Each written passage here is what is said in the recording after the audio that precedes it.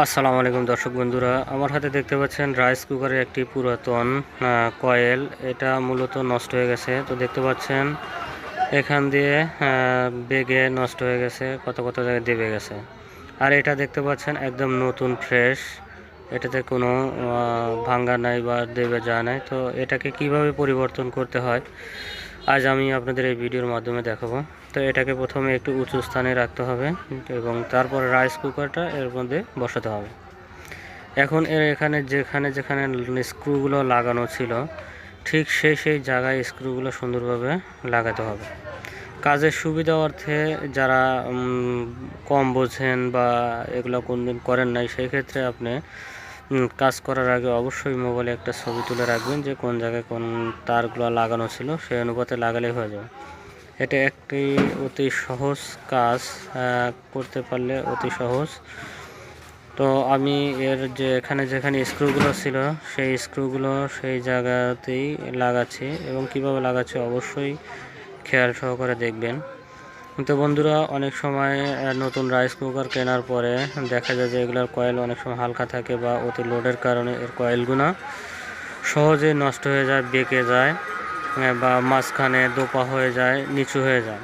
সেক্ষেত্রে দেখা যায় যে রাইস কুকারে ভাত সঠিক মতো হয় না বা এক সাইডে ভাত হয়, অন্য সাইডে হয় না। তো এরকম সমস্যা হলে মূলত এর কয়েল সমস্যার কারণে হয়ে থাকে। তো এর কয়েলটা বাজারে সচরাচর কিনতে পাওয়া যায়। আপনারা যে কোনো ইলেকট্রিশিয়ানের দোকানে গিয়ে এর কয়েলটা কিনে এনে নিজেই বাড়িতে এভাবে লাগাতে পারেন। তো এর যেখানে যেখানে যে তারগুলো ছিল আমি ঠিক সেইগুলা সেখানে সেখানে লাগিয়ে নিচ্ছি। লাগানোর শেষে আমি আপনাদেরকে রাইস কুকারের লাইন দিয়ে দেখাবো যে কয়েলটা হিট হয় কিনা বা অ্যাকুরেট আছে কিনা। তো মূলত বিষয় হচ্ছে বন্ধুরা, অনেক কষ্ট করে আমরা ভিডিওগুলো করে থাকি আপনাদের বোঝানোর স্বার্থে। তো বন্ধুরা, অবশ্যই যদি ভিডিও দেখে কিছু শিখতে পারেন, বুঝতে পারেন, তাহলে আমার চ্যানেলটাকে অবশ্যই সাবস্ক্রাইব করে যাবেন এবং লাইক করবেন। পাশাপাশি আপনাদের ভালো মন্দ মতামতগুলো কমেন্টসের মাধ্যমে জানাবেন এবং আপনাদের মতামতের উপর ভিত্তি করে আমরা পরবর্তীতে ভিডিওগুলো আপলোড দিয়ে থাকি। তো দেখতে পাচ্ছেন এর সবগুলো কানেকশন আমি সঠিকভাবে লাগালাম এবং এগুলোকে সুন্দরভাবে টাইট করে নিচ্ছি যাতে পরবর্তীতে কোনো সমস্যা না হয়। তো বন্ধুরা, এগুলো সুন্দরভাবে টাইট করে নেবেন, কেননা লুজ থাকলে সেখানে লুজ কালেকশনের কারণে অনেক সময় স্পার্কিং হতে পারে বা ফায়ারিং হতে পারে। তো এর জন্য লুজ যাতে না থাকে কোনো স্ক্রু, সেজন্য এগুলোকে ভালোভাবে টাইট করে নেবেন।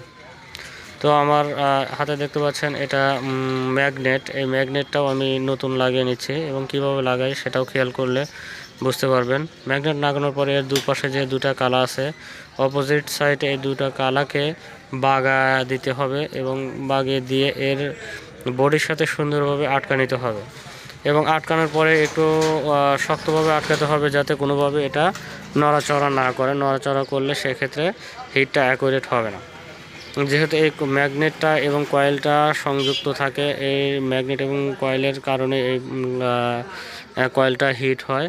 তো অবশ্যই এটা সুন্দরভাবে এবং বুঝে শুনে লাগাতে হবে।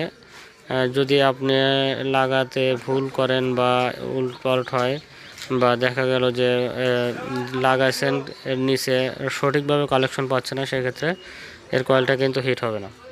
তো আমার মোটামুটি কাজটা শেষ। আমি এখন উপরে যে ব্যাক পার্টটা আছে, ব্যাক পার্টটাকে সুন্দরভাবে স্ক্রু দিয়ে লাগিয়ে নেব। এখানে তিন সাইডে তিনটা স্ক্রু থাকে, তিন সাইডে তিনটা স্ক্রুকে সুন্দরভাবে লাগানোর পরে এটাকে উল্টিয়ে নেব। উল্টিয়ে নেওয়ার পরে এর যে স্ক্রু রাইস কুকারে যে ওয়্যার আছে, সকেট আছে, এটাতে প্লাগ ইন করব এবং কারেন্টের প্লাগ দিয়ে দেখব যে এটা লাইনটা পায় কিনা এবং হিট হয় কিনা এবং কুকিং মোড আসে কিনা। তো দেখতে পাচ্ছেন এখানে ওয়ার্ম মোড আছে। এখন যদি আমি এর উপরে একটা স্ক্রুড্রাইভার দিয়ে চাপ দিয়ে ধরে সুইচটাকে অন করি, সেক্ষেত্রে রেড লাইটটা জ্বলে উঠবে। তো দেখতে পাচ্ছেন বন্ধুরা, এখন কুকিং মোডে আছে। এখন যদি আপনি এর কয়েলের উপর হাত দেন বা দেওয়া হয়, তাহলে এখানে গরম অনুভব করবেন। তো অবশ্যই ভিডিওটা দেখে যদি ভালো লাগে তাহলে আমার এই চ্যানেলটাকে সাবস্ক্রাইব করবেন এবং পাশাপাশি লাইক কমেন্টস করে যাবেন। এবং পরবর্তী যাতে আপনাদের মাঝে এরকম আরও ভিডিও দিতে পারে। সবাইকে ভিডিওটা দেখার জন্য ধন্যবাদ।